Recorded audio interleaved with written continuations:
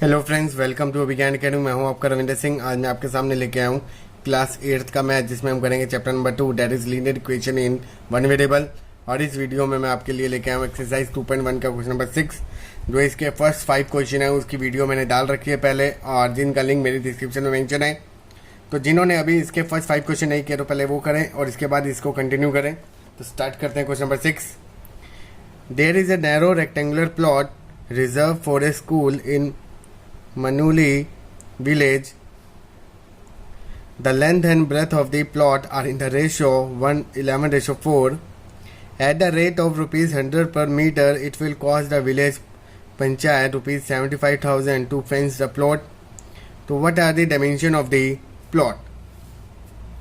अब यहाँ पर आपको लेंथ और ब्रेथ का रेशो दे रखा है, तो सबसे पहले आपने इसी रेशो को कन्वर्ट कर देना है इन टर्म ऑफ एक्स। तो यहां पर आप लिखोगे late length of the plot आपने मान लिया 11x और ब्रेथ ऑफ द प्लॉट आपने ले लिया 4x। अब यहां पर बोला गया है कि टोटल पैसे लग रहे हैं 75,000 टू फेंस द प्लॉट। अब यहाँ पर एक वर्ड आया है फेंस द प्लॉट। फेंस मतलब आउटर बाउंड्री, और आउटर बाउंड्री मतलब कि total perimeter of the rectangular. तो यहाँ पर आप लिखेंगे कि perimeter of the rectangular plot is equal to fence the plot, क्योंकि फेंस द प्लॉट मतलब perimeter of the rectangular plot. और आपको पता है कि पेरीमीटर रेक्टेंगुलर प्लॉट क्या होता है, 2 into length plus breadth is equal to. अब कितना टोटल कॉस्ट लग रही है 75,000, बट उसने ये भी बोल दिया कि at the rate of rupees 100 पर मीटर, मतलब 100 रुपीज कॉस्ट लग रही है और टोटल आपका 75। तो यहाँ पर आप निकालोगे कितना मीटर उसने यूज़ किया, तो 75,000 को हम किससे डिवाइड कर देंगे 100, तो ये आपका बन जाएगा मीटर। अब यहाँ पर आप लेंथ की वैल्यू निकालोगे, क्योंकि आपको पता है 11x है, तो यहाँ पर आपने डाल दिया 11x प्लस ब्रेथ की वैल्यू आपको पता है 4x इज इक्वल टू, ये आपका आ गया 750। 11 प्लस 4 15, तो 2 into 15x is equal to 750। अब 2 और 15 है मल्टीप्लाई, तो वहाँ जाके डिवाइड, तो x बराबर आ गया 750 upon 2 into 15।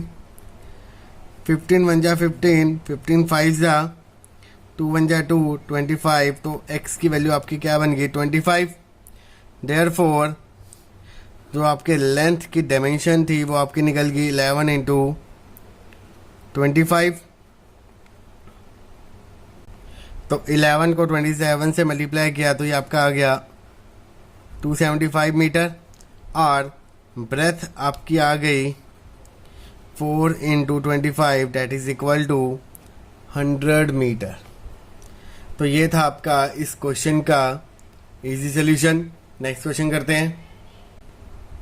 Next question, question number 7, most important question है और मोस्ट ट्रिकी क्वेश्चन है, तो इस क्वेश्चन को ध्यान से करें। Hassan buy 2 kind of cloth material for school uniform. Shirt material that costs him rupees 50 per meter, and trouser material that costs is rupees 90 per meter. For every 2 meter of the trouser material, he buy 3 meter of the shirt material. He sell the material at 12% and 10% profit respectively. His total sale is rupees 36,600. तो how much trouser material did he buy. तो सबसे पहले आपने यहाँ पर relation निकाला trouser और shirt का। अगर आप इस लाइन को ध्यान से पढ़ो, for every 2 metre of the trouser material he buy 3 metre of the shirt material, मतलब कि दोनों का रेशो कितना दे रखा है 2 और 3। कैसे, यहाँ पर आपने लिखा है कि एवरी 2 मीटर ट्राउज़र लेता हूँ तो मुझे 3 मीटर शर्ट भी खरीदनी पड़ेगी। तो मतलब कि अगर मैं ट्राउज़र की मटेरियल निकालूं तो वो आपका आ गया 2x, और शर्ट का मटेरियल की निकालूं को बाय करूं तो वो आपका आ गया 3x। अब ये तो मटेरियल निकला। कॉस्ट ऑफ ट्राउज़र कितनी है, ₹90। तो यहाँ पर मैं लिखूँगा 2x into 90 that is equal to 180x। और कॉस्ट ऑफ शर्ट वो आपको दे रखी है ₹50, तो 3x into 50 that is equal to 150x। जब वो इसको सेल करता है तो उसको 12% और 10% प्रॉफिट मिल रहा है दोनों पे। तो यहाँ पर हम लिखेंगे सेलिंग प्राइस ऑफ शर्ट, तो 150 दे रखा है, तो 150x प्लस, अब 150 पे कितना परसेंट लग रहा है, 12%, तो 12/100 इंटू 150x। तो इसको हमने सॉल्व किया तो 18, तो 18 प्लस 150 तो 168x। तो ये आपका निकला सेलिंग प्राइस ऑफ शर्ट। ऐसे ही हम अब सेलिंग प्राइस ऑफ ट्राउज़र निकालेंगे। सेलिंग प्राइस ऑफ ट्राउज़र, अब आपका सेलिंग प्राइस टोटल आपकी कॉस्ट कितनी थी 180x, और सेलिंग आपको पता है कि सेलिंग प्राइस पे कितना प्रॉफिट मिल रहा है। अब जब आप ट्राउज़र लोगे तो 10%, तो 10% ऑफ 180x। तो इसको हमने सॉल्व किया तो 180x प्लस 10/100 इंटू 180, 0 से 0 कैंसिल, तो ये आपका आ गया 198x। पर अगर आप ध्यान से क्वेश्चन पढ़ो तो टोटल उसको सेल हुई आपकी 36,600। तो यहाँ पर आप लिखोगे total sale is equal to ₹36,600। और टोटल सेल में उसने क्या क्या दिया, ट्राउज़र भी बेचा और शर्ट भी बेची। तो ट्राउज़र का आपका सेलिंग कितना था 198x, प्लस शर्ट की थी आपकी 168x इज इक्वल टू 36,600।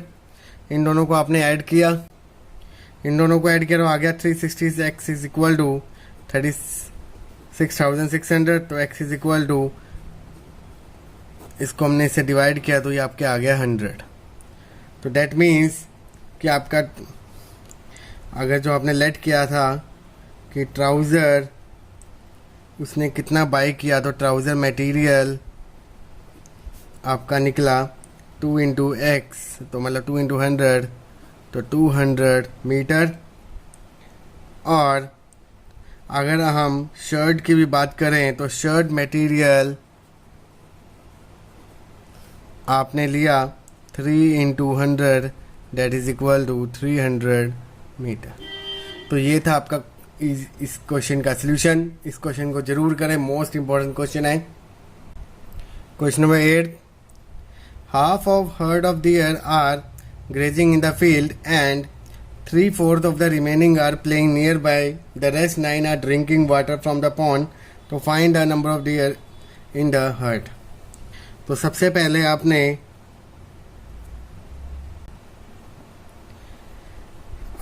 आपने यहाँ पर ऐड कर लिया कि number of deer in the herd आपने मान लिया x से।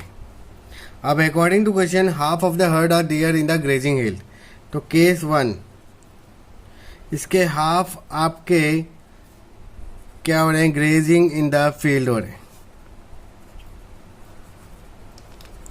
अगर आधे ग्रेज हो रहे हैं तो रिमेनिंग कितने बचे, हाफ x/2। तो x/2 का 3/4 are playing near by the field, तो x/2 आपका रिमेनिंग बचा और इसी का ही 3/4 क्या हो रहा है, playing near by. And the rest 9 are drinking water from the pond. और जो इसके रेस्ट बच गए 9 वो आपके क्या कर रहे हैं, पानी पी रहे हैं। तो according to question total number of deers क्या थे, एक्स थे, तो एक्स इसके बराबर हुए। हाफ क्या कर रहे थे, ग्रेजिंग इन द फील्ड। जो रिमेनिंग हाफ थे उसका 3/4 क्या कर रहा था, प्लेइंग नियर बाय। और बाकी जो 9 अदर्स थे वो क्या कर रहे थे, पानी पी रहे थे। तो ये सबके बराबर किस रखेंगे, एक्स के। तो इसको 1 by 1 सॉल्व करते हैं। तो x is equal to x/2 plus 3x/8 plus 9। इन दोनों x टर्म को हम यहाँ मूव करेंगे तो x minus x/2 minus 3x/8 is equal to 9। अब 1 by 1 भी सॉल्व कर सकते हैं और बाय टेकिंग एलसीएम भी ले सकते हो। तो मैं 1 by 1 आपको सॉल्व करके सिखा रहा हूँ। तो सबसे पहले मैंने इन दोनों टर्म को यूज़ किया, तो एलसीएम लिया हमने 2, तो 2x minus x upon x by 2 minus 3x/8 is equal to 9। 2x में से x किया तो x/2 minus 3x/8 is equal to 9। अब इन दोनों कैल्शियम लोगे तो आएगा आपका 8, तो 4x minus 3x upon 8 is equal to 9। तो x is equal to 8 into 9 that is equal to 72। मतलब जो total number of deer in the herd, और वो कितने थे आपके, 72 थे। तो ये क्वेश्चन आपका इम्पोर्टेंट है, तो इस क्वेश्चन को भी ध्यान से करें। Question number 9, A grand father is 10 times older than his granddaughter. He is also 4 years older than her. तो फाइंड their present age. तो यहाँ पर आपको कंडीशन दे रखी है कि grand father 10 times older than his granddaughter. तो यहाँ पर आप लेट करोगे कि present age of granddaughter को आपने मान लिया x ईयर्स, और present age of grandfather 10x, क्योंकि वो उसके 10 टाइम्स है। अब according to question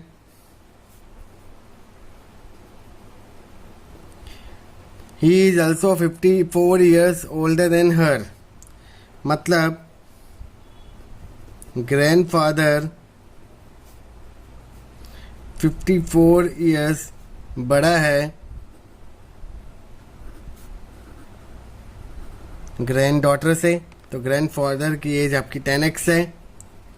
54 plus x, तो प्लस x वहाँ मूव करोगे तो आपका आ गया 10x minus x is equal to 54।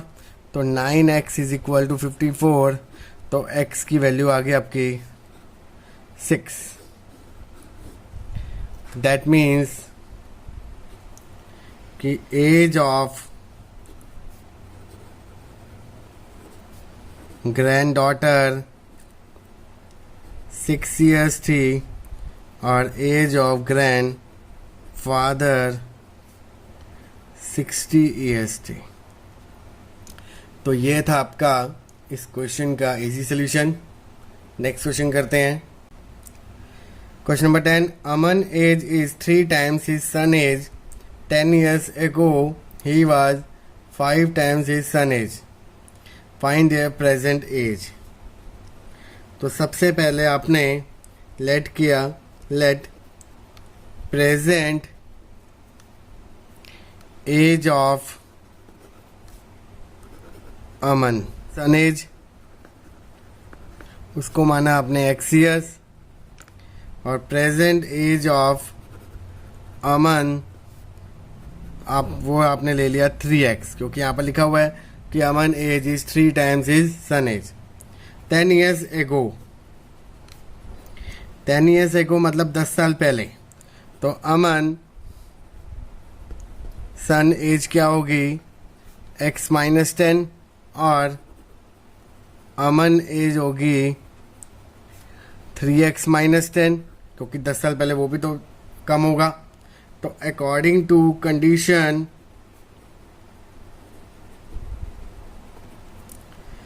Ten years ago he was 5 times his son age, मतलब अमन एज क्या होगा, 5 गुना होगा अपने बेटे से, तो 3x minus 10 is equal to 5x minus 50, minus 50 वहाँ जाके प्लस और 3x वहाँ जाके माइनस, तो 5x में से 3x गए 2x और ये आपका आ गया 40, तो x की वैल्यू बन गई आपकी 20। दैट मीन्स कि अमन सन एज आपकी निकली 20 ईयर्स और अमन एज निकली 60 ईयर्स, क्योंकि आपने वहाँ लेट किया था 3x। ये था इस क्वेश्चन का इजी सोल्यूशन। इसी के साथ ये एक्सरसाइज आपकी ख़त्म होती है। अगर आपको अभी भी किसी क्वेश्चन में डाउट है तो प्लीज़ मुझे कमेंट करें और क्वेश्चन नंबर मेंशन करें। आपकी प्रॉब्लम को मैं जल्द से रिजॉल्व करूंगा विद अनदर इजी मेथड के साथ। तो मेरे साथ बने रहने के लिए मेरे चैनल को सब्सक्राइब करें और बेल आइकन को प्रेस करके रखें, जिससे आप आने वाले अपडेटेड नोटिफिकेशन को जल्द देख पाओगे। तो मेरे साथ बने रहें and keep watching my video. Thank you.